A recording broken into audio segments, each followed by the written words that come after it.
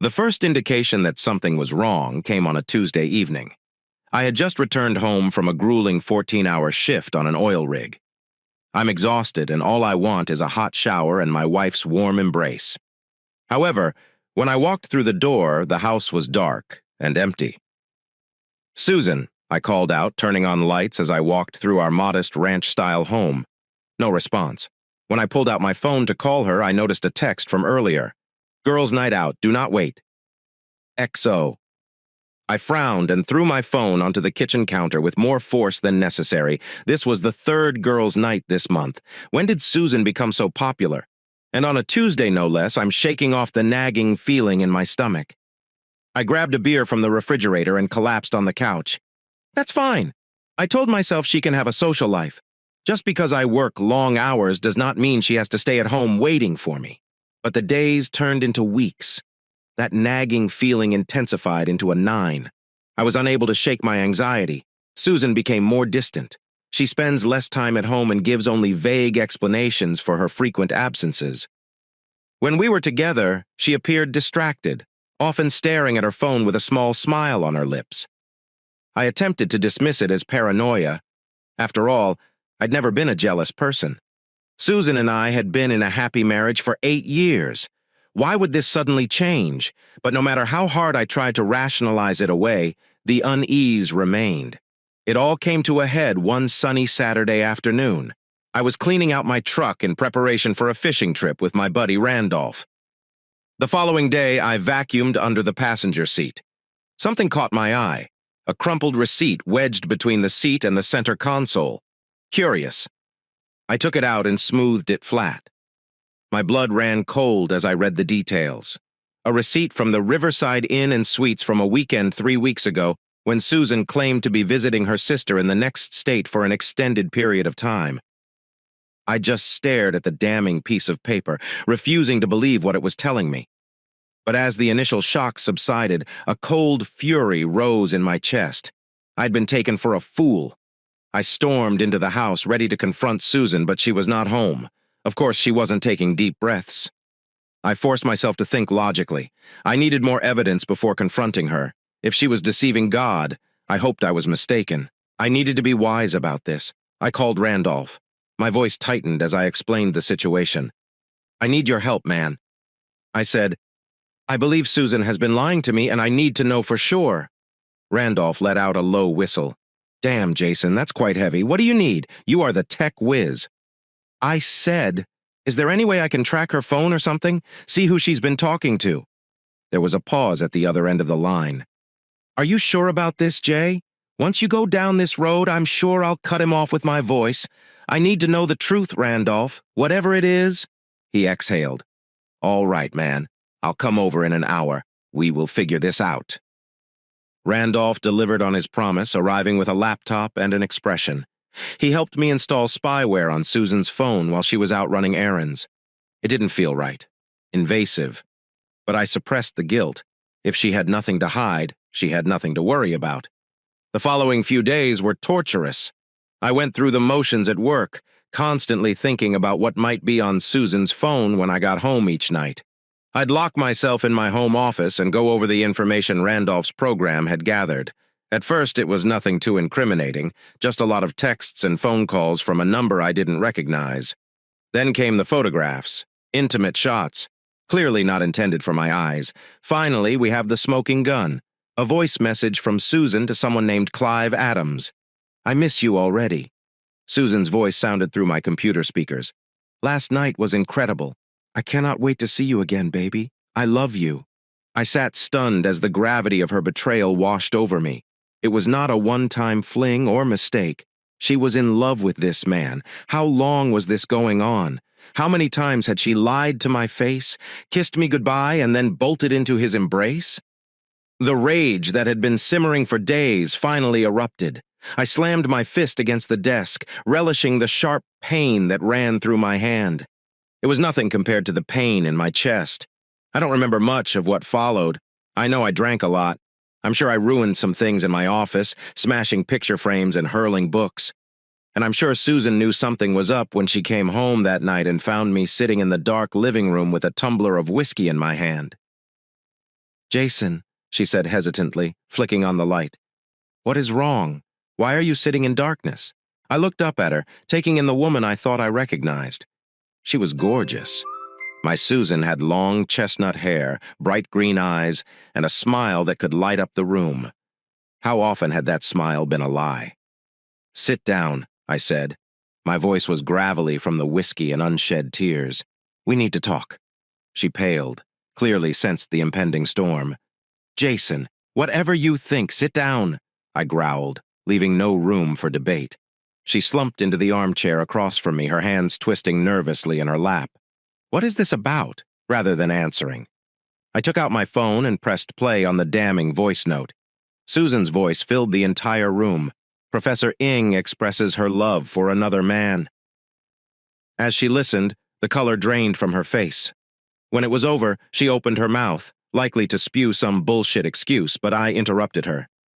Don't, I said, raising a hand. Don't even try to lie your way out of this. I know everything, Susan. I've seen the texts and photos. I know about your weekend trips with this Clive asshole while you were supposed to be visiting your sister. Tears came to her eyes. Jason, please listen. What are you listening to? I roared and jumped to my feet. The whiskey glass shattered against the fireplace as I threw it across the room. Listen to how you've been sleeping with another guy for who knows how long. Explain how you have been lying to me every day.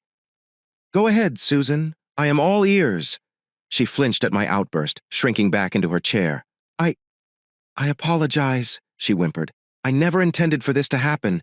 It started as a harmless flirtation. And then? And then what? I demanded. You just fell into bed with him. Fell in love with him? How long has this been going on, Susan? She couldn't meet my eyes. A year, she whispered. The words hit me like a physical blow. A year, 12 months of lies and betrayal. I felt sick. Why?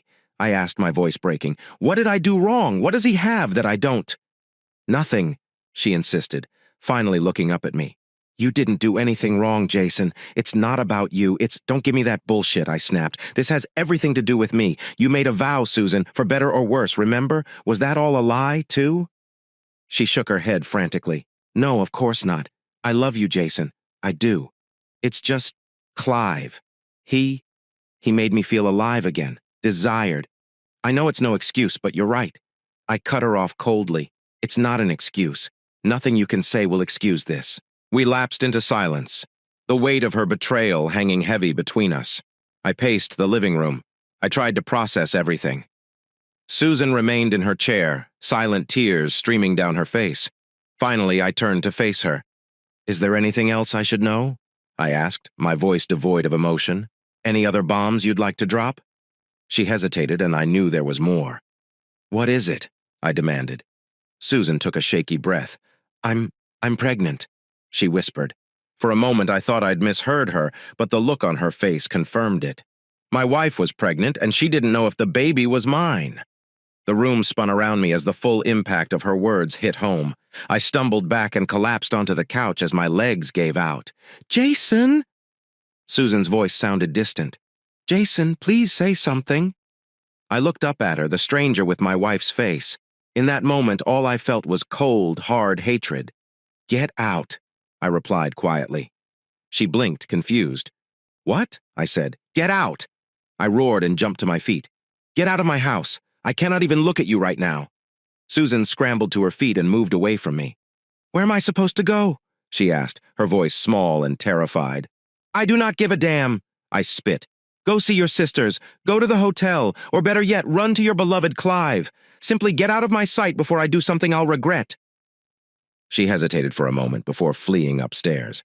I heard her moving around and packing a bag. 10 minutes later, she was back down. Her eyes were red and puffy. Jason, please. She tried one last time. Can't we discuss this? I did not even look at her. There's nothing to talk about. You've made your choice. Now deal with it. The front door opened and closed, and just like that, she was gone. I stood there in the silence of our once happy home, feeling as if my entire world had just collapsed, as the adrenaline from the confrontation wore off. Exhaustion struck me like a freight train. I walked upstairs to our bedroom, my bedroom now, I assumed, and collapsed onto the bed. Sleep came slowly, but when it did, it was accompanied by nightmares of Susan in the arms of another man. The next few days were a blur of anger, pain, and far too much whiskey. I called in sick at work, unable to face the idea of pretending everything was normal. Instead, I hid in my house, ignoring calls and texts from concerned friends and family. My mother was the one who finally broke through my self-imposed isolation on the third day of my bender. She arrived at the house, armed with Tupperware containers full of food and a determined gleam in her eye. Jason Michael Cooper. She called out as she entered using her spare key. "I know you are in here. You cannot hide from your mother." I groaned from my seat on the couch. An empty bottle of Jack was resting against my chest. "Go away, Mom," I muttered. "I am not a good fit for this company." She appeared in the living room doorway, examining the mess with a critical eye.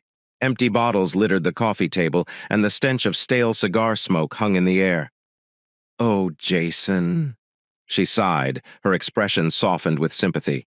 "What did the woman do to you?" Before I could protest.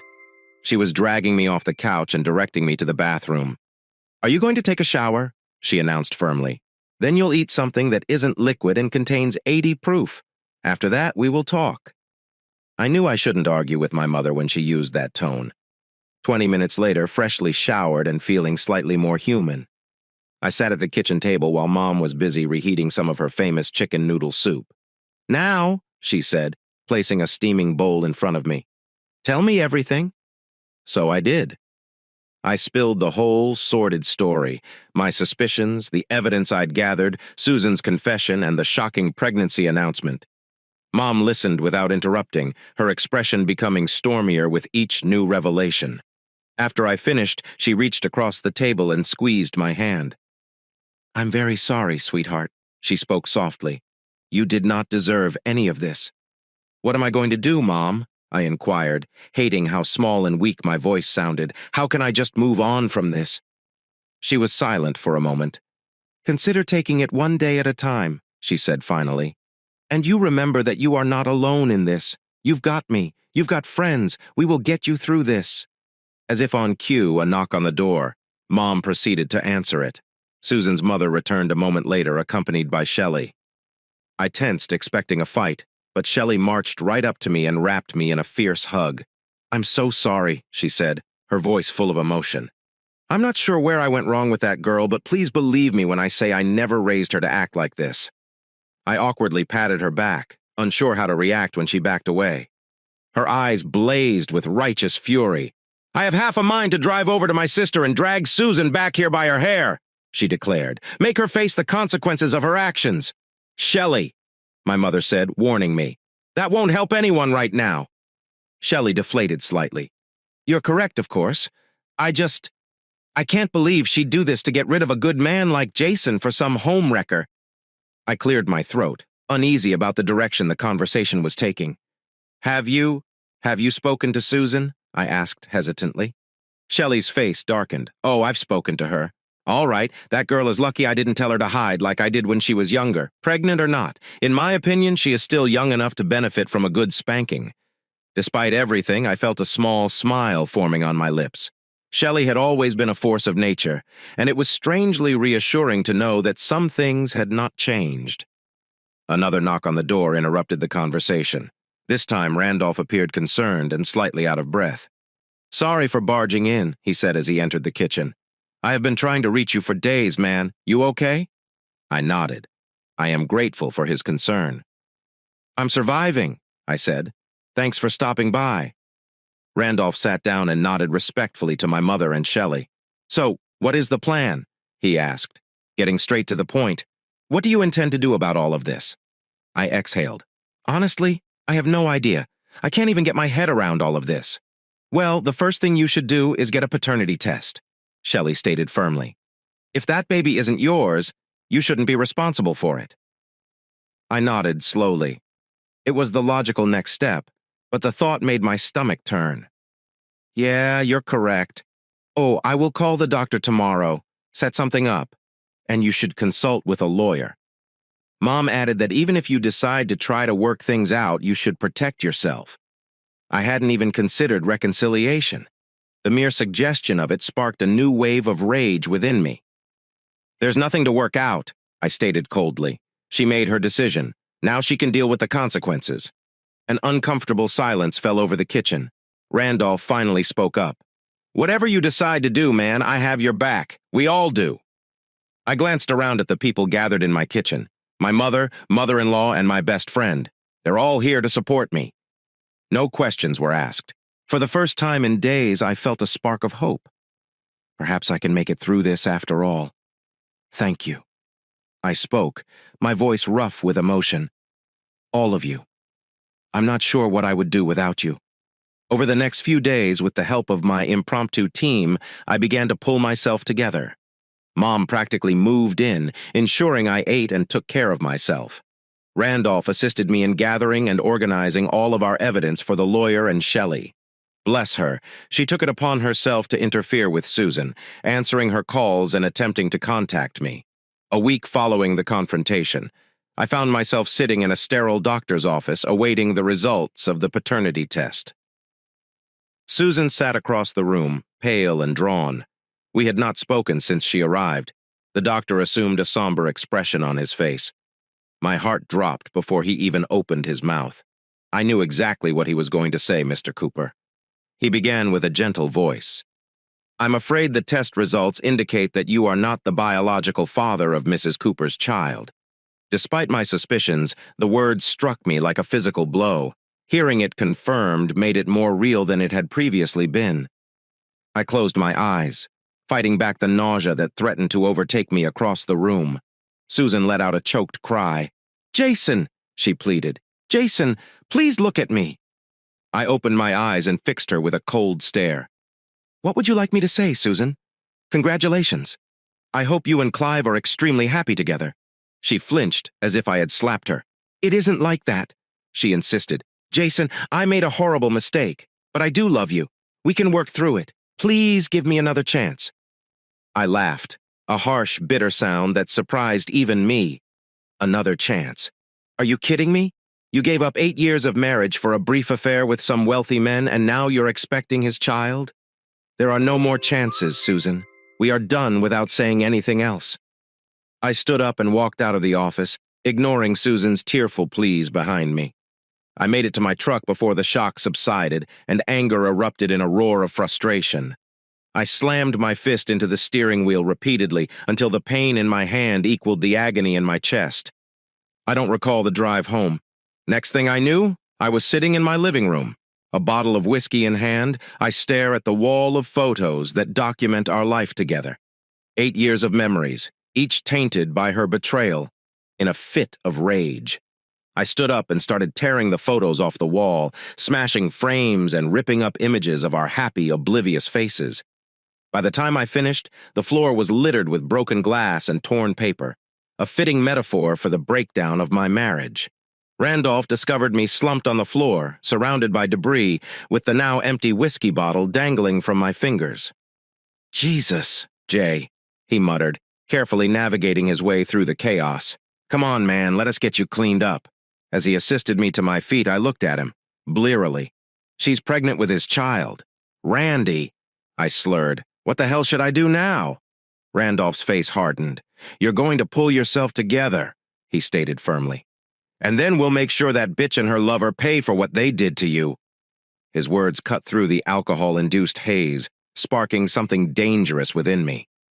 You're right, I said. My voice was low and determined. No more feeling sorry for myself. It's time to fight back. The next morning, nursing a killer hangover but fueled by a renewed determination, I met Randolph at a small diner on the outskirts of town. We required privacy for what we were about to discuss. All right, I replied. We ordered coffee and ensured that no one was listening in. What do we know about Clive Adams? Randolph took out his laptop, his fingers flying across the keyboard. I did some digging, he said. Clive Adams, 42 years old, is the CEO of Adams Enterprises, a real estate development company. He has a reputation as a bit of a playboy, but nothing concrete has ever stuck with him, I scowled. So he makes it a habit to seduce married women. Randolph nodded. Looks like it. Over the last 5 years, I've met at least 3 other women in similar situations. He wines and dines them, convincing them to leave their husbands. And then, well, let's just say things don't end well for the women. My hands clenched into fists. That son of a bitch, I growled. He's going to pay for this. Both of them are. I'm with you, man, Randolph said. But we need to be smart about this. Clive's got money and connections. We can't just go after him directly. I nodded, forcing myself to think rationally. You're correct. We need more information, more evidence of what he's been up to for the next few hours. We pored over everything Randolph had managed to dig up on Clive Adams, bank records, business dealings, social media posts, anything that might give us an edge. As we were wrapping up, my phone buzzed with a text from an unknown number. I opened it, my eyebrows raising as I read the message. What is it? Randolph asked, noticing my expression. I showed him the phone. It's from someone named Clifton, Loomis says. He's a journalist and wants to talk to me about Clive Adams. Randolph frowned. I think it's legit. I shrugged. Only one way to find out. I called the number and a gruff voice answered. Clifton Loomis here. This is Jason Cooper, I said. You wanted to talk about Clive Adams. There was a pause at the other end of the line. Not over the phone, Loomis said finally. Meet me at the Blue Moon Cafe in an hour. Come alone. The line went dead before I could respond. I looked at Randolph, who nodded. Go, he said. I'll keep digging, but take care, man. We're not sure who this guy is or what he wants. An hour later, I was sitting in a booth at Blue Moon Cafe, nursing a cup of coffee and trying not to appear as nervous as I was. A man in his mid-50s slid into the seat across from me, with salt and pepper hair, and the look of someone who had seen his fair share of hard times. Jason Cooper, he inquired, his tone matching the one I'd heard on the phone. I nodded. Clifton Loomis, I believe. He grunted in agreement, then leaned forward, his voice low. I hear you have a beef with Clive Adams? I tensed. How do you know about that? Loomis smirked. I am a journalist, kid. It's my responsibility to know things. I've been tracking Adams for years, trying to nail him, but he's elusive, always a step ahead. So why come to me? I asked, still wary. Because you have something that I need. According to Loomis, personal experience provides a first-hand account of how Adams operates, and I'm guessing you want something to avenge. I studied him for a long time, considering my options. Eventually, I nodded. Okay, I'm listening. What do you propose? Loomis laid out his plan to expose Clive's operations, revealing not only his philandering ways, but also some of his shadier business deals. All he needed was my story to tie everything together. Loomis said, I can't promise it will fix everything, but it will certainly make Adam's life difficult. Might even bring him down completely. I thought about Susan, the baby she was carrying, and the life I imagined we had together. Then I thought of Clive Adams. Smug and self-assured, he believed he could do whatever he wanted without consequences. I'm in, I said, my voice hard and determined. Let's take him down. Loomis, Randolph, and I worked tirelessly for several weeks to gather evidence and build our case against Clive Adams. We discovered an extremely disturbing pattern of behavior.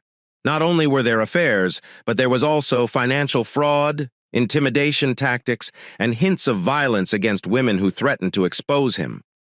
Susan attempted to contact me several times, calling, texting, and even showing up at my house once or twice.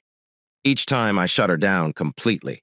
I wasn't interested in her apologies or tears. In my opinion, she was equally guilty as Clive.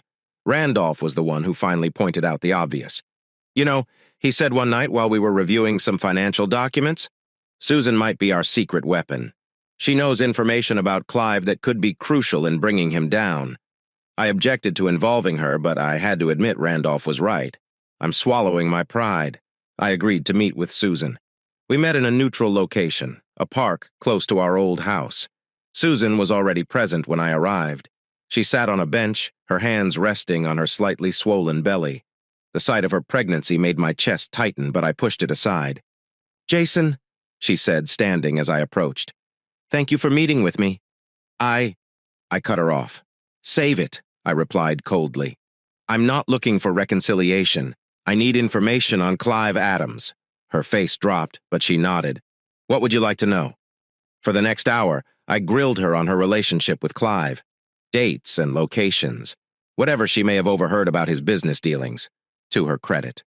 Susan answered everything without hesitation, even providing information I hadn't thought to inquire about.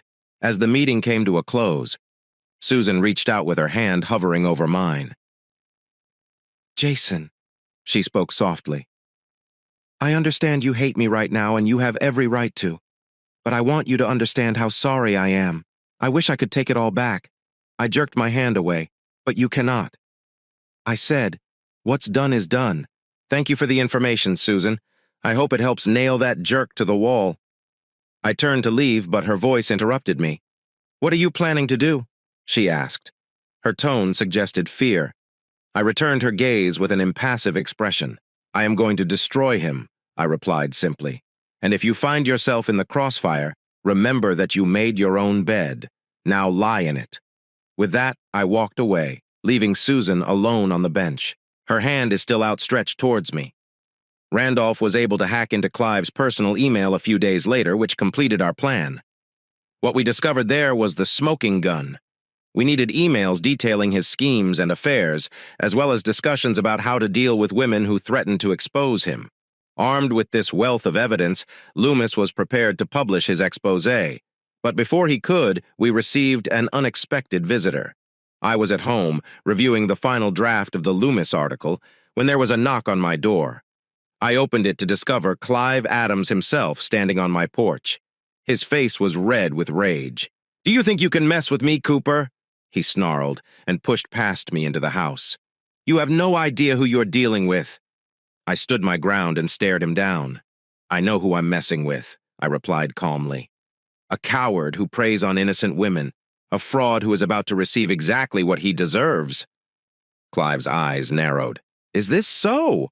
Okay, let me tell you something. You pathetic little man. I've ruined men who were better than you. By the time I finish with you, you'll be lucky to get a job flipping burgers." I laughed coldly and mirthlessly. "Go ahead and try it. But first, you might want to check your email. I have a feeling you'll be too busy to worry about me." Confusion flashed across Clive's face, followed by dawning horror as he realized what I was saying, without another word. He turned and fled, almost tripping over himself in his haste to reach his car. As I watched him leave, a sense of satisfaction settled over me. The trap was set. Now all we had to do was spring it. The next morning, Loomis's article made the front page of every major newspaper in the state. The story quickly spread and was picked up by national news outlets. Clive Adams's carefully constructed world collapsed around him within hours of the dust settling. I sat in my living room, watching the fallout on the news. Clive was facing several criminal charges. His company was in disarray, and the women he had used and abandoned were coming forward in droves, each with their own tale of manipulation and betrayal. Randolph appeared at my side and handed me a beer. "We made it, man," he said, clinking his bottle against mine. "We got rid of that jerk." I nodded and took a long pull from the bottle. "Yes," I said. "Yes, we did." But as I watched Clive being led away in handcuffs, his face twisted with rage and disbelief, I realized something. The victory seemed hollow. It did not take away the pain of Susan's betrayal. It did not mend my broken marriage or restore my lost trust. Randolph seemed to understand my mood. "You okay?" he asked. His expression was one of concern. I exhaled. "I do not know, man. I thought this would make me feel better, you know. As if it would fix everything." He nodded sympathetically. "It's not so simple, bro. But hey, it is a start, right? You stood up for yourself. You did not let them get away with it. That is something." I managed a small smile. "Yeah, I suppose you're correct." As the news cycle progressed to the next big story, I found myself at a crossroads. The previous few months had altered me in ways I was only beginning to comprehend. I was tougher now, less trusting. But I was also stronger. I had overcome the worst betrayal imaginable. Now it was time to figure out what would happen next. The road ahead was uncertain, but for the first time since the nightmare began, I felt prepared to confront it. Whatever life throws at me next, I knew I could do it. After all, I'd already endured the worst. Everything else was merely details. Clifton's article appeared on newsstands that morning. I awoke to the sound of my phone buzzing constantly, bleary-eyed.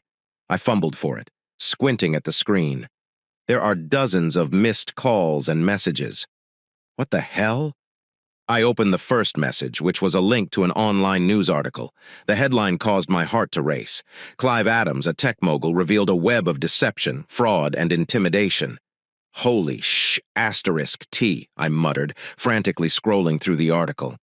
Everything was laid out in black and white. Clifton had done an excellent job combining the evidence we'd gathered into a damning exposé. Photos, email excerpts, financial records. Everything was there. My phone vibrated again. "Randolph, do you see this?" His excited voice came through as soon as I responded. "Yeah," I replied, still trying to process everything. "Wow is the word. It truly is beautiful." Randolph raised his voice. "Jay, that bastard is going down. We did it." A smile appeared on my face. Yeah, we did. As the day progressed, the story exploded. Every news channel, website, and radio station seemed to be focused solely on Clive Adams and his spectacular fall from grace. Around noon, the doorbell rang. I opened it and saw Clifton standing there, haggard but triumphant. "We've created quite a shitstorm," he remarked in greeting. I nodded and ushered him inside. "This is one way of putting it. Come inside. Have some beer. You seem like you could use one." We sat in my living room, the TV muted in the background as commentators debated every aspect of the scandal. So I said, grabbing a long pole for my beer, "What does the fallout look like?" Clifton's eyes gleamed. "It's beautiful, kid. Adams Enterprises stock is in free fall. Half of his board has already resigned, and get this, his wife has filed for divorce this morning. She must have known about some of his indiscretions for years, but this was the final nail in the coffin. I cannot say I blame her. Any word from the man himself? So far, there has been radio silence, according to Clifton, but my sources say he's holed up with his lawyers, figuring out how to save his ass. Good luck with that." Right then, my phone rang. Unknown number. I answered with trepidation. "Hello? Do you think you are clever?" Clive's voice, tight with barely controlled rage, emerged from the speaker. "You and your hacked journalist friend." I put my phone on speaker. I exchanged a glance with Clifton. "I'm not sure what you're talking about, Clive," I said calmly. "Do not play dumb with me. You're a little shit," he snarled. "I know you are behind this. You've made a huge mistake, Cooper. I am going to destroy you." I laughed harshly and mirthlessly. "Destroy me with what? Clive, your reputation is in ruins. Your company is failing. Face it, you're done. You don't know who you're dealing with," Clive hissed. "I still have friends in high places. When I'm done with you, you'll be lucky to land a job flipping burgers." "Bring it," I growled. "I am not afraid of you, Clive. You are nothing but a bully and a coward, and now the whole world knows." I hung up, my hand shaking slightly as I placed the phone down. Clifton whistled softly. "Oh, that was intense. You okay?" I nodded and took a deep breath. "That's correct. I'm good. Just, it's all becoming real, you know." He clapped my shoulder. "I get it. But listen, kid, you did well. We exposed a predator. Whatever happens next, remember that." As if on cue, my phone vibrated with a text message from my boss at the drilling company. "I need to see you at my office tomorrow morning. Urgent." I showed Clifton the message. I got a sinking feeling in my stomach. Clive's claim of having high-ranking friends appears to be genuine. Clifton's face hardened. "You were aware that this might happen. Are you ready for it?" I squared my shoulders to meet his gaze. "Bring it on. I'd rather flip burgers with a clear conscience than work for people on Clive's payroll." The next morning, I walked into my boss's office, head held high. "Sit down, Jason," he said, not meeting my gaze. I remained standing. "I will stand, thanks." "What is this about, Frank?" He exhaled, finally looking up at me. "You understand what it's about. This entire mess with Clive Adams. The company is getting a lot of criticism. Jason, investors are nervous. We must distance ourselves." "Are you suspending me?" I replied flatly. Frank nodded, visibly uncomfortable, "Just until it all blows over. It's not personal, do you understand? It's only business." I laughed bitterly. "Nothing personal. I exposed a sexual predator and a fraudster, and I am the one being punished. That is an impressive sum. Frank, Jason, please," he pleaded. "My hands are tied here. Adam still has a lot of influence in this industry if we do not play ball." I raised a hand, cutting him off. "Save it. I do not want to hear your excuses." I took a USB drive from my pocket and tossed it onto his desk. "That includes documented evidence of every transaction this company has ever had with Clive Adams. Every contract, email, and under-the-table agreement? Frank, I'm thinking very carefully about your next move. His face turned pale as he stared at the innocuous-looking thumb drive. Are you in? Are you threatening me, Jason? I smiled. All teeth, no warmth. Not at all. I'm just giving you all the facts so you can make an informed decision. Now, please excuse me. I have some packing to do. I walked out of his office without looking back, ignoring the stares and my coworkers' whispers as I cleared my desk. Allow them to talk. I knew I had done the right thing, and that's all that matters. As I drove home, my phone rang. Susan's number appeared on the screen. After a moment of hesitation, I responded, "What do you want, Susan?" Her voice was shaky and on the verge of tears. "Jason, please, I need to talk to you. Can we meet?" I sighed and pinched the bridge of my nose. "I do not think that is a good idea. Please," she begged. "Everything is falling apart. I do not know what to do. You are the only one who might understand."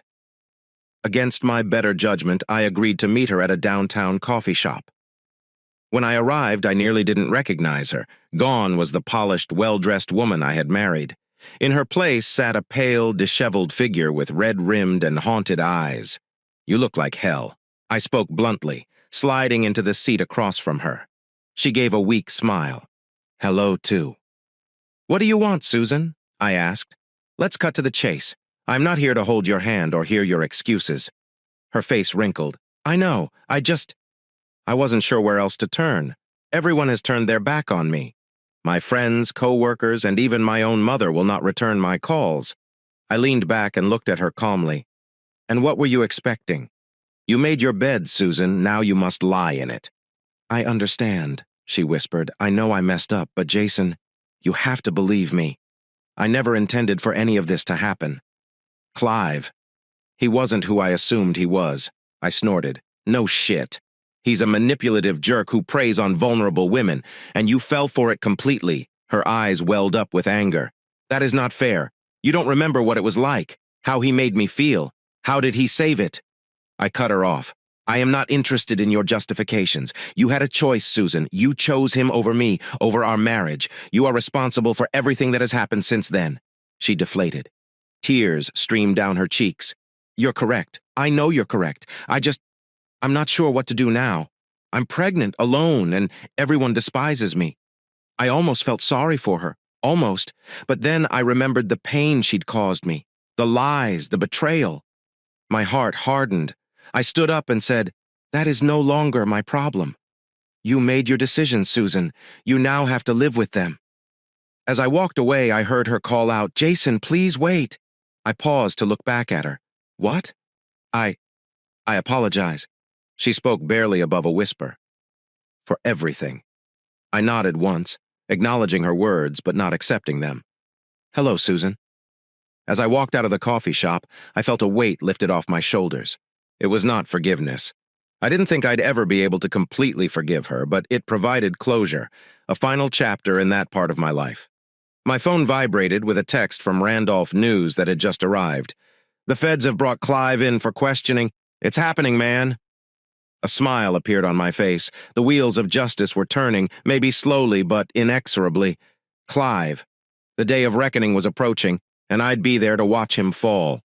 The weeks after Clive's exposure were a blur. I found myself in the midst of a legal maelstrom, juggling depositions and meetings with lawyers, while fending off Clive's team's increasingly desperate attempts to discredit me. Randolph was always there for me, providing support and strategic thinking. We were in his home office looking over some financial documents when he brought up the subject. I had been avoiding. "You know," he said carefully, "we might need to consider bringing Susan into this." I stiffened, my jaw clenched. "Absolutely not." Randolph held up his hands placatingly. "Hear me out, Jay." She was closer to Clive than anyone. She might know things, details that could be crucial to nailing this bastard once and for all. I shook my head vehemently. "No way, I'm not letting her anywhere near this. She's made her bed, let her lie in it. I get it, man." "I do," Randolph said, "but think about it. If her testimony could put Clive away for good." I slammed my hand down on the desk, making him jump. I said, "No, Randolph. End of discussion." He nodded, backing off. All right. It was just a thought." We lapsed into an uncomfortable silence. The only sound, the shuffling of papers. After a few minutes, my phone buzzed. Unknown number. Hello? I answered warily. Jason? It's Madeline. Madeline Reeves. We met at the... I remember. I cut her off. Madeline was another of Clive's victims, the one we'd used to get the damning recording. What's happening? Her voice was tight with tension. I need to talk to you in person. It's important. 20 minutes later, I was sitting across from Madeline in a quiet corner of a local park. She looked nervous, constantly glancing over her shoulder. What's this about, Madeline? I asked. She took a deep breath. Clive contacted me. He wants me to recant my statement. Says if I do, he'll make it worth my while. My blood ran cold. He's trying to buy you off. She nodded miserably. I don't know what to do, Jason. I am scared. You don't know what he's capable of. I leaned forward, my voice low and intense. Listen to me, Madeline. I know exactly what he's capable of. That's why we can't let him win. If you back down now, he'll just keep doing this to other women. Is this what you want? Tears came to her eyes. No, absolutely not. What if he comes after me, after my family? I reached out and squeezed her hand reassuringly. We will not let this happen. I promise you, Madeline. We are going to bring him down, but we'll need your help to do it. Can you maintain your strength for a little longer? She wiped her eyes and squared her shoulders. I believe so. Yes, I am capable of doing this. I nodded in approval. Good. Now I need you to tell me everything, every detail from your conversation with Clive. We are going to use this against him. As Madeline described Clive's clumsy attempts at witness tampering, a plan began to emerge in my mind. We could make use of this, use Clive's desperation against him. I was so caught up in our conversation that I didn't notice the figure approaching until a shadow fell over us. I looked up, my blood rushing to my eyes. Susan stood there with one hand resting protectively on her swollen belly. Her eyes darted between me and Madeline, a look of hurt and anger on her face. Well, she explained, her voice brittle, isn't it cozy? I stood slowly, positioning myself between Susan and Madeline. It isn't what you think, Susan. She laughed in a harsh, bitter tone. Oh, Jason, what exactly am I thinking? You've moved on very quickly. That while you're destroying my life, you're getting cozy with other women? Madeline began to speak, but I stopped her with a look. This was my mess to fix. Susan, you don't get to play the victim here, I said with a low voice. You gave that up when you decided to mess around with Clive. Madeline is helping us put together a case against him. That is all. Susan's face crumpled and tears streamed down her cheeks. I made an error, Jason. How many times do I need to say sorry? I felt a flash of sympathy, which was quickly replaced by the memory of her betrayal. Sorry does not cut it, Susan, not this time. She wiped her eyes and her expression hardened. Okay, if that is how you want to play it. But remember this, Jason. I know things about Clive that could blow the case wide open. If you want my assistance, you'll have to give me something in return. I stared at her, barely recognizing the woman I once loved. Are you blackmailing me? She shrugged, a cold smile playing across her lips. Call it whatever you want. Think about it, Jason. I'm offering you the opportunity to eliminate Clive for good. All I ask for is a fair shake during the divorce. Drop the alimony demands, split our assets 50-50ths. That is my offer. I felt a surge of rage, my fists clenched at my sides. Susan, you've got some nerve. After all you've done, save it. She cut me off. I'm no longer the naive little wife, Jason. I have learned a few things from Clive. So, what will it be? Do we have a deal? I glared at her, my thoughts racing. I hated having to admit it. She might have the information we need, but could I trust her? I will think about it. I finally said it. But do not push me, Susan. You're already on very thin ice. She nodded, appearing satisfied. Okay, fair enough. You know how to contact me once you've made your decision. As she walked away, I returned my attention to Madeline, who was watching the exchange with wide eyes. I am sorry you had to see that. I spoke tiredly. She shakes her head. No, I believe I understand why you're doing all this. It's not just about taking out Clive, is it? It is personal. I nodded. That's correct. It is personal. However, this does not change what needs to be done. Clive needs to be stopped, no matter what. Madeline stood, gathering her belongings. I understand, and I'm with you, Jason. Whatever you need. As I watched her walk away, my mind was already racing, formulating our next move.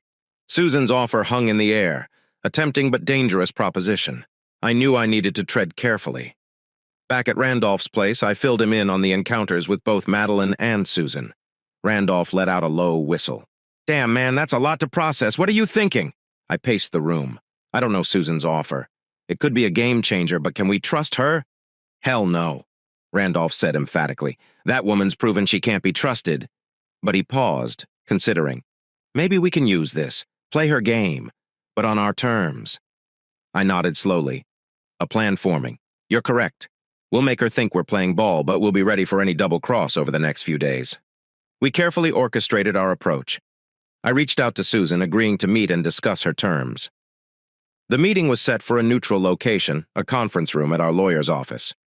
When I arrived, Susan was already there, looking composed but nervous. Our lawyer, Hugo Jacobs, sat at the head of the table, his face impassive.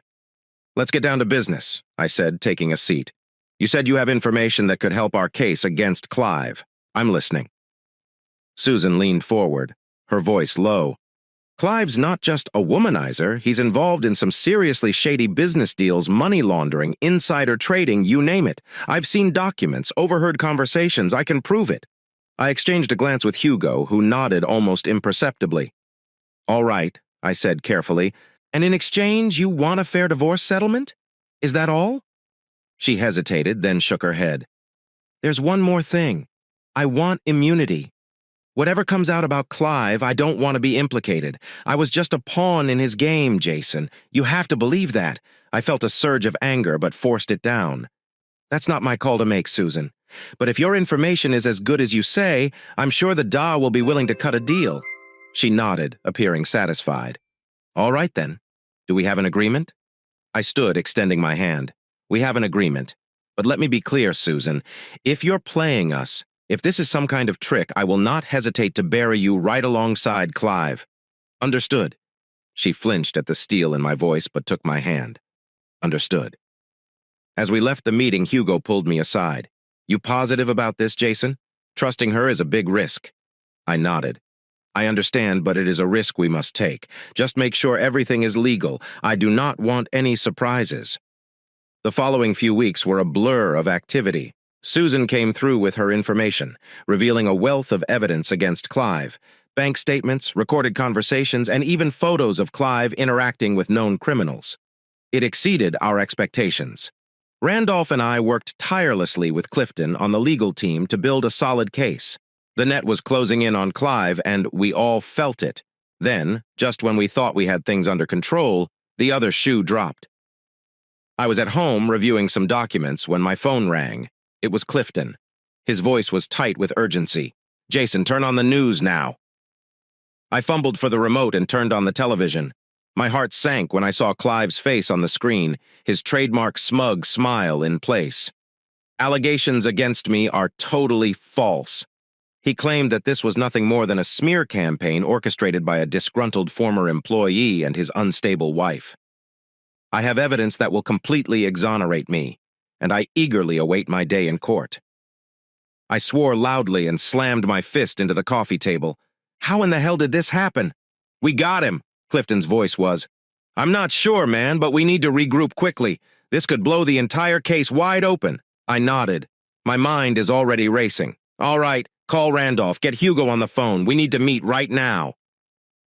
An hour later, we were all in Hugo's office. The atmosphere is tense. "Okay, let's break this down," Hugo stated, always the voice of reason. "What exactly does Clive claim?" Randolph, who had been typing furiously on his laptop, finally spoke up. "He claims that all of the evidence against him was fabricated, and that Jason and Susan conspired to frame him as a form of revenge. I felt blood draining from my face. That is insane. We have solid proof, Susan's testimony." Hugo raised a hand. His expression was grave about it.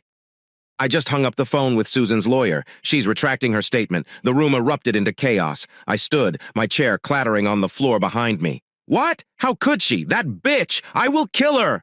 "Jason, calm down," Hugo spoke firmly. "This is not over. We still possess the original evidence, the testimony of the other women. We can fight this."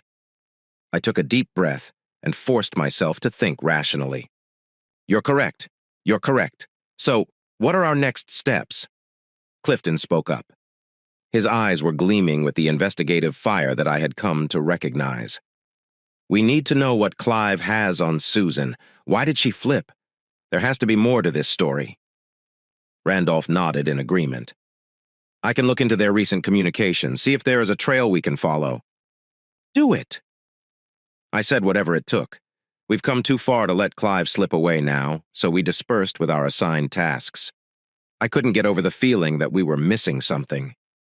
Some critical piece of the puzzle that would make everything come together. Little did I know that the missing piece would be revealed in the most unexpected way. The courtroom was packed and the air was thick with tension. I sat at the plaintiff's table. Hugo remained by my side as we waited for the proceedings to begin. Clive sat across the aisle with his high-priced lawyers, looking smug and confident as the judge called the court into order.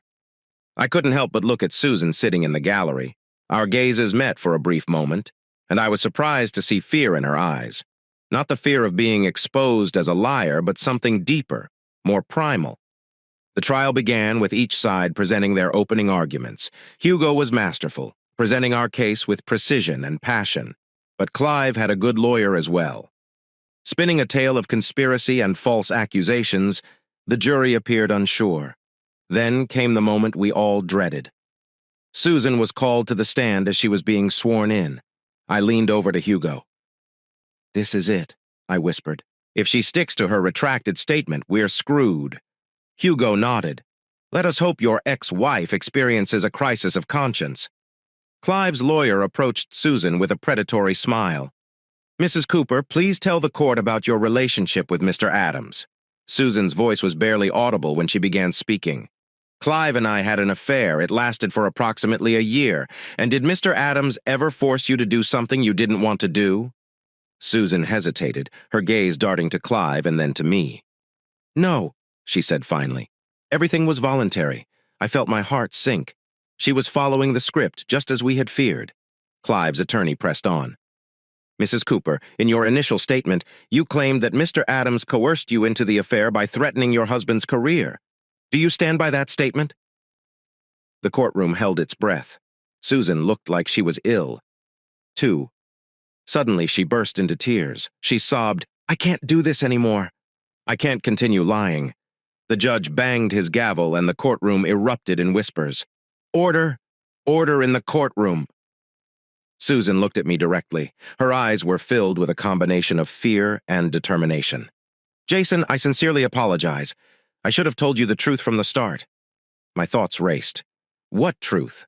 What exactly was she talking about? "Mrs. Cooper?" The judge spoke sternly. "If you have anything to say, please address the court." Susan took a deep breath and squared her shoulders. "Your Honor, I want to change my testimony.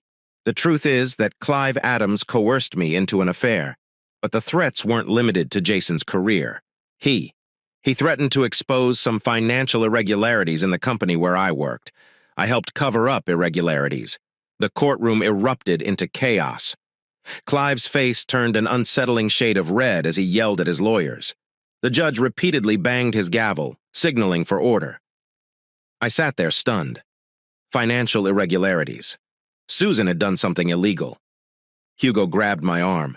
"This changes everything," he hissed. "If we can corroborate her account," but I barely listened. My gaze was fixed on Susan as she continued her testimony, recounting various tales of corporate fraud, blackmail, and manipulation. She portrayed Clive as a master puppeteer, manipulating people's flaws and mistakes to his advantage. He was aware of the discrepancies in our books. Susan spoke louder now. He threatened to expose me if I did not do what he asked. Initially, it was only information about the company. Then he wanted more. I felt a rush of emotions wash over me, including rage at Susan for her deception, disgust at Clive's manipulations, and grudging admiration for her bravery in finally coming clean. Clive's lawyer stood up and objected vehemently. "Your Honor, this is all hearsay. We have no evidence of the alleged threats or financial irregularities." But Susan wasn't done. "There's proof," she stated firmly. "I kept records, emails, and phone recordings. I was afraid. I'm afraid that one day Clive will turn against me, so I protected myself." The judge looked down at Susan. Mrs. Cooper, would you be willing to turn over these records to the court? Susan nodded. Yes, Your Honor, they are in a safe deposit box. I can get them here within an hour. The judge called a recess to retrieve and review the new evidence. I sat there with my mind reeling. Hugo was already on the phone, giving orders to his team to get those records as soon as possible. Randolph slid into the seat next to me, and I barely noticed it. Holy shit, man, he whispered. Did you have any ideas? I shook my head, still shocked. None. I can't believe she's kept this from me all along. Randolph squeezed my shoulder. Hey, look on the bright side. This could be the final nail in Clive's coffin. I nodded slowly. You're correct. Let's make sure those records arrive safely. I wouldn't be surprised if Clive tried something desperate. The following hour was tense as we waited for Susan's evidence to arrive. I couldn't help but notice Clive huddled with his attorneys. His face was a mask of barely contained panic. Good, I thought. Let him sweat when the court reconvened. The atmosphere was electric. Susan's records had come in. The prosecution team had been looking through them. The DA's face told me everything I needed to know. We got him. What ensued was a legal bloodbath. Email after email, recording after recording, exposing Clive's web of deception and manipulation. It was not just Susan. There were communications with other employees and companies as part of a massive fraud and coercion conspiracy. I watched Clive's face turn paler with each new piece of evidence. His lawyers appeared stunned, clearly unprepared for the turn of events. As the day went on, it became clear that the tide had shifted decisively in our favor. The jury's expressions changed from skepticism to outrage as the full extent of Clive's crimes became clear. Finally, after what seemed like an eternity, the judge concluded the day's proceedings. As we filed out of the courtroom, I noticed Clive being led away by his lawyers. For a brief moment, our gazes met, and I noticed something new about Clive Adams. Fear.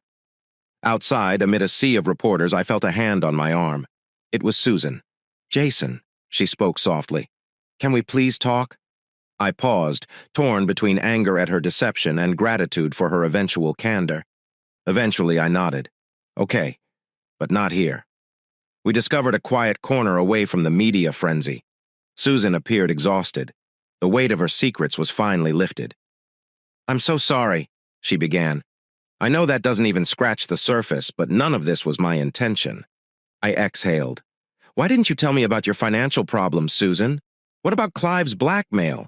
We could have faced this together. She shakes her head. Tears welled in her eyes. I was scared and ashamed. I thought I could do it on my own, fix everything before anyone finds out. It was too late when I realized how deep I'd gotten. I felt a flash of old feelings for her, which were quickly replaced by memories of her betrayal. This is not an excuse, Susan. You still decided to have an affair, to lie to me for months. She whispered, I know, and I'll regret it for the rest of my life. But Jason, you must believe me. Everything I said in there today was true. Clive, he is a monster. He uses people and then discards them. I was simply another pawn in his game. I examined her face, looking for any indication of deception, but I only saw exhaustion and remorse. Okay, I said, I finally believe you. But Susan, none of this changes our relationship. Too much has occurred, too many lies. She nodded and wiped her eyes. I understand. I hope that one day you will forgive me. I watched her walk away. I felt a strange combination of emotions. Relief that the truth had finally been revealed, anger at the years of deception, and sadness for what could have been. Randolph appeared by my side, his expression serious. You okay, man? I took a deep breath. I am squaring my shoulders. Yeah, I'm okay. It's been a long day, but we're almost done, Rand. We're so close to finishing this. He nodded with a smile on his face. Damn right we are. Clive Adams is going down, and we'll be there to watch him fall. As we walked away from the courthouse, I felt a weight lifted off my shoulders. The road ahead remained uncertain. The legal battle is far from over, but for the first time in months I felt hopeful. Justice was finally within reach, and I was determined to see it through to completion.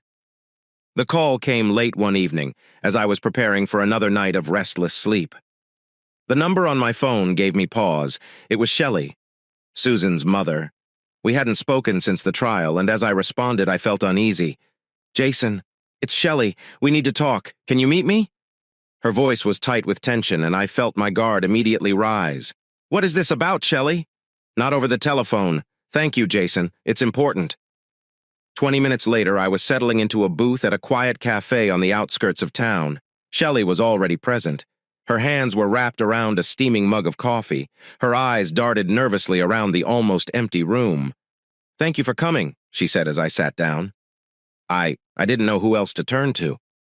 I studied her face, noticing the dark circles under her eyes and worried lines that were deeper than I remembered. What is going on, Shelley? Is it about Susan? She nodded, her eyes filled with tears. Oh, Jason, I have been such a fool. We all do. What exactly are you talking about? Shelley took a deep breath, her voice lowered to a whisper. Susan hasn't changed. All that remorse, the entire act during the trial, it was all a lie. I felt my jaw tighten and anger rise in my chest. What do you mean by a lie? She's been playing us, Jason, all of us, the apologies and tears. It was all about getting a fair divorce settlement and distancing herself from Clive's crimes. I leaned back, processing this data. Part of me was not even surprised. Susan's manipulative nature became clear to me after the fact. How do you know that? Shelley's gaze darted around the cafe again before she leaned in closer. Because she isn't alone. She has been seeing someone. Clive's brother, Jordan Adams. The name hit me like a punch in the stomach. I had heard of Jordan during the Clive investigation. He was known for being as ruthless as his brother, if not more so. Are you sure about this? I asked. My mind is already racing with implications. Shelley nodded miserably. I overheard their conversation there. Jason, they're planning something. Anything to do with you, I think. I believe they intend to hurt you. I sat back, my mind racing. Just when I thought the nightmare was finally over, it appeared that a new chapter was beginning. Why are you telling me this, Shelley? I inquired, scanning her face. Susan is your daughter? Tears streamed down her face. Because I cannot stand by and watch her destroy more lives. I should have spoken up sooner. Should have seen what was happening to Clive. I will not make that mistake again. I reached across the table and squeezed her hand. Thanks for informing me, Shelley.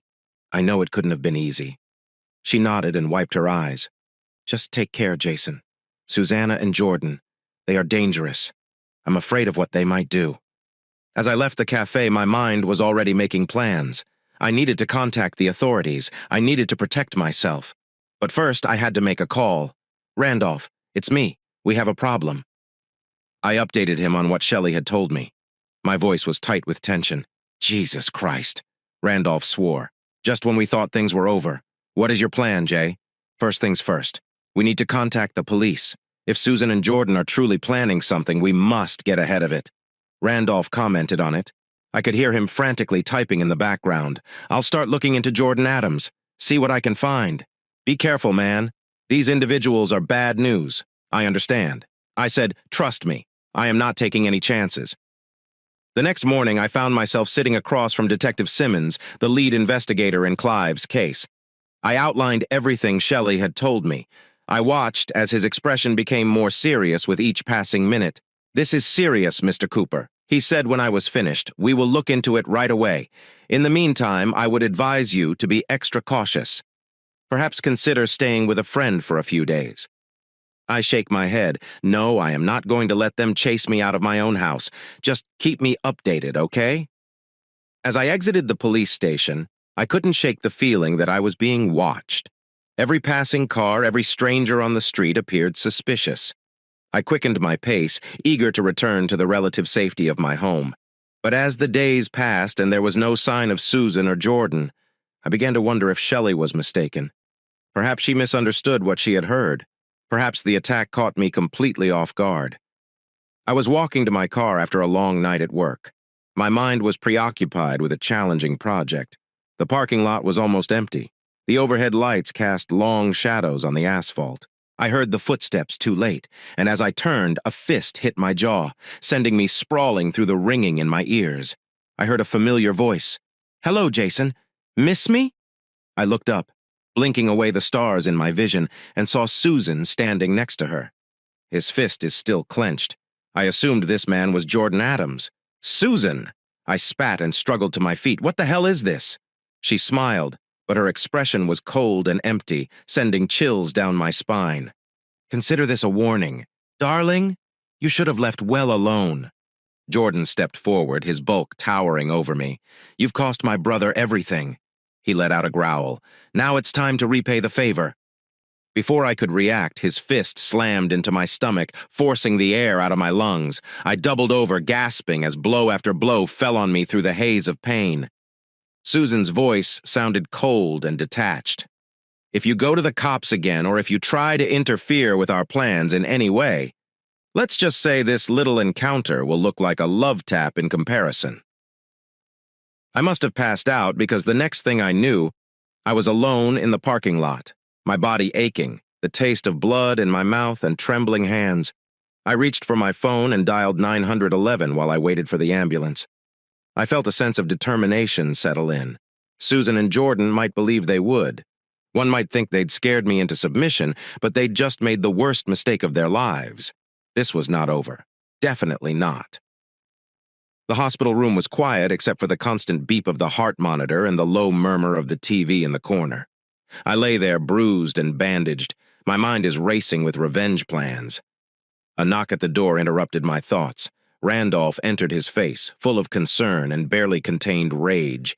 Jesus, Jay, he said, noticing my battered appearance. They did a number on you.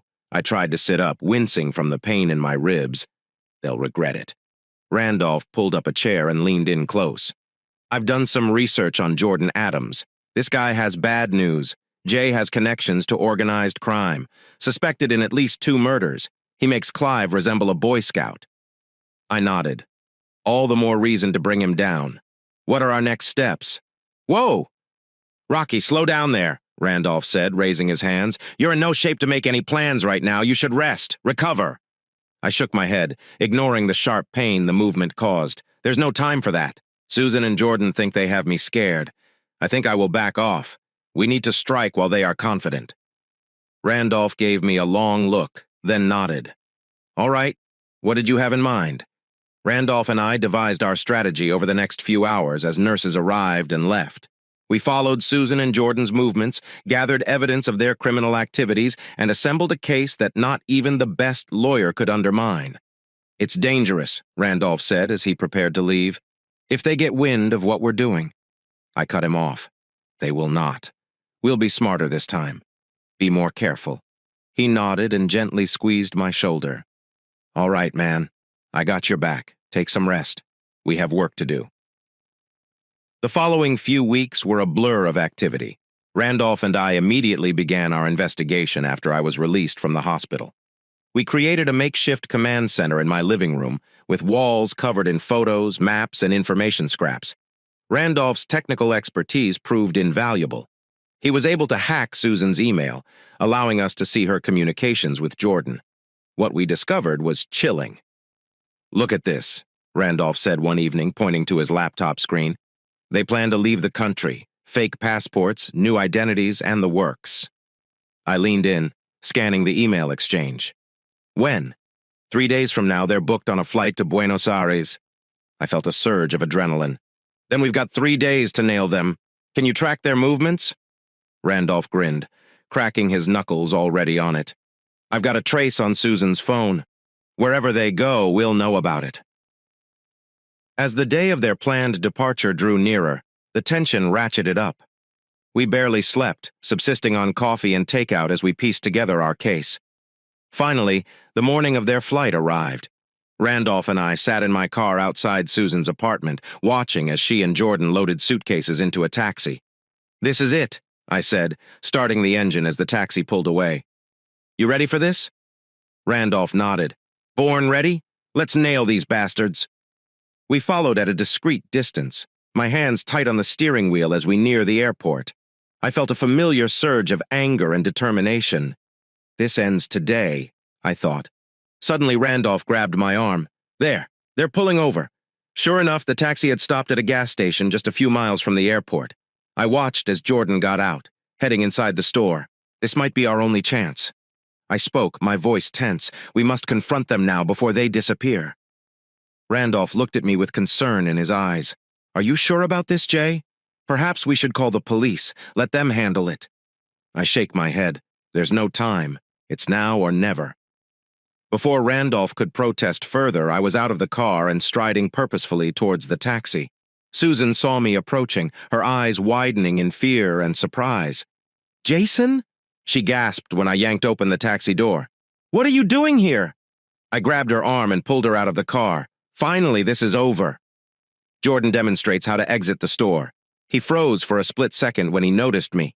Then his face contorted into rage. "You!" He roared and charged towards us. What followed was a blur of fists and fury. Jordan was bigger and stronger, but I was fueled by months of bottled-up rage and betrayal. We grappled on the asphalt. As Susan screamed for us to stop, we traded blows. I tasted blood in my mouth and felt the sting from split knuckles, but I did not give up. All of the pain and humiliation of the previous year poured out of me as I rained blows down on Jordan's face. In the distance, I heard sirens. Randolph must have called the cops after all. Good. Let's see what these two are truly capable of. As the police cars sped into the gas station parking lot, I delivered one last devastating punch to Jordan's jaw. He fell limp beneath me, and I staggered to my feet. My chest is heaving. A voice called out, "Jason Cooper!" I turned to see Detective Simmons approaching with his hand on his holster. "Please step away from him." I raised my hands. "Take a step back." "Detective, I'm glad you could join us." As the officers swarmed around us, they handcuffed Jordan and Susan.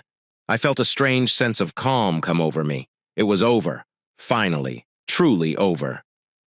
Randolph appeared at my side and handed me a bottle of water. "You okay, man?" I nodded, wincing as I sipped. My body ached, but in a good way. The ache of victory. Yeah, I'm good." We watched as Susan and Jordan were loaded into separate police cars and driven away. I felt my anger drain away, replaced by a profound sense of relief. "Come on," Randolph said, clapping my shoulder. "Let us get you cleaned up. We have one hell of a story to tell." The courtroom was packed, with a low buzz of conversation filling the air as we waited for the proceedings to start. I sat in the front row with Randolph beside me. My hands were tightly clasped in my lap, hiding their trembling. The door opened and a hush fell over the room as Susan and Jordan were led in, both pale and disheveled in their prison jumpsuits. Susan's eyes met mine for a brief moment, and I caught a glimpse of something. Regret. Fear. I couldn't tell, and I honestly didn't care. "All rise." The bailiff called out as the judge entered the courtroom and the trial began. I listened with satisfaction as the prosecutor presented the case against Susan and Jordan. The evidence we had gathered, combined with the testimony of several witnesses, painted a damning picture of their actions. "Your Honor," the prosecutor stated clearly, "the state will prove beyond a reasonable doubt that the defendants, Susan Cooper and Jordan Adams, conspired to commit fraud, assault, and attempted murder." I felt a surge of pride when Randolph was called to the stand. He testified regarding our investigation. His voice remained steady as he described the evidence we had uncovered as the trial progressed. I observed Susan's and Jordan's faces. Jordan remained stoic, his jaw clenched, but Susan appeared to crumble with each new piece of evidence presented. Finally, it was my turn to testify. As I took the stand, I felt a rush of adrenaline. This was it, my chance to share my story, to see justice done. Mr. Cooper, the prosecutor here, started. "Can you tell the court about the night you were assaulted?" I took a deep breath before recounting the events of that night in the parking lot. As I spoke, I noticed Susan flinch. Her eyes filled with tears, but I felt no sympathy, only a cold determination to see things through. "So what happened after the attack?" the prosecutor inquired. "I was in the hospital," I said, my voice steady, but as soon as I was released, I realized I needed to do something. These people were not about to stop, so Randolph and I started our own investigation. The defense attempted to discredit our testimony, portraying Susan and Jordan as victims of circumstance. However, their efforts were ineffective in the face of overwhelming evidence against them. As the trial approached its conclusion, I found myself holding my breath. Will the jury see through Susan's tears? Will justice finally be served, despite Jordan's stoic facade? The wait for the verdict was excruciating. Days passed, each seeming longer than the last. Finally, we were summoned back to the courtroom as the jury foreman stood. I felt Randolph's hand on my shoulder, a silent show of support for the fraud conspiracy charge. We found the defendants guilty. I let out a breath.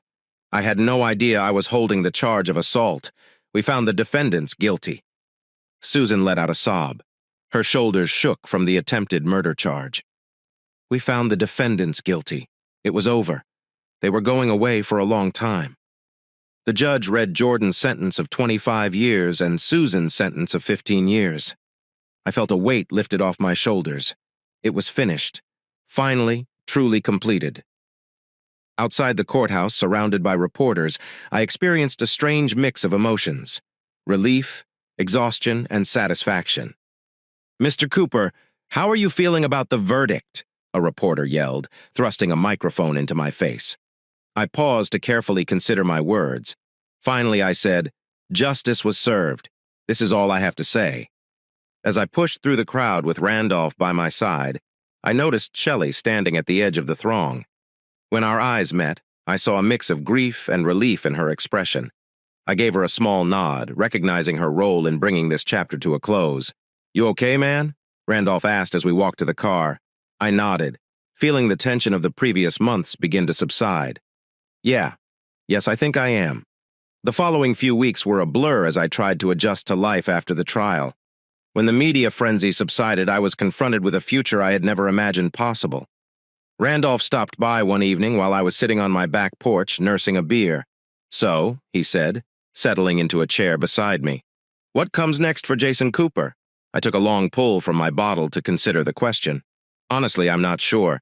For so long, everything revolved around Susan, Clive, and Jordan. I am not sure I remember how to simply live my life. Randolph nodded, understandingly. "So, have you considered getting out of town for a while? What about a fresh start and all?" The idea took root in my mind and became more appealing by the second. You know what? That is not a bad idea. The plan came together over the course of a few days. I decided to sell my home, quit my job, and relocate to a small coastal town several hours away, a place where no one knew my name or story. As I packed my belongings, I came across old photographs of Susan and me in happier times. For a brief moment, I felt a pang of not regret, but sadness for what could have been. Then I remembered everything that had happened, and the feeling subsided. I threw the photos away without looking twice. The day of my departure was bright and clear. Randolph came to see me off and helped me load the last of my boxes into my truck. "Are you sure about this?" he asked as we stood in my now empty driveway. I nodded, feeling more confident than I had in months. "Yes, Randy, I need a fresh start." He pulled me into a bear hug. "I am going to miss you, man. Don't be a stranger, okay? I won't, as I promised. And hey, you're welcome to come visit at any time. I hear the fishing is great down there." As I drove away, watching my old life fade in the rearview mirror, I felt a sense of possibility that I hadn't felt in years. The road ahead was uncertain, but for the first time in a long time, I was excited about the journey. Weeks later, I stood on a cliff above the ocean. The wind whipped through my hair. The sun was setting, painting the sky in brilliant oranges and pinks as I watched the waves crash, ushering in a new chapter low. I felt my anger and bitterness drain away. I thought about Susan, Clive, and Jordan, and all of the pain and betrayal of the previous year. But the memories could no longer hurt me. They were exactly that, memories. As the last rays of sunlight dipped below the horizon, another chapter in my life came to a close. I smiled for the first time in what seemed like forever. I was at peace. The future stretched out before me, full of possibilities, and I was ready to accept whatever it brought. I turned away from the ocean view and returned to my new home. My footsteps are light and purposeful. The old Jason Cooper, the man defined by his pain and desire for vengeance, had vanished. In his place stood a man who had survived the storm and emerged stronger on the opposite side. As I approached my front door, I paused for a moment to look back at the darkening sky. "Hello, Susan," I whispered, not with malice or regret, but with certainty. Then I stepped inside, closing the door on the past and opening it to whatever the future might bring. The wages of betrayal had been paid. It was time to collect, with the promise of a new beginning. Thank you for listening to today's stories. If you enjoyed listening, please like and subscribe if you haven't already. Also, leave a comment below with your thoughts on what happened. Take care.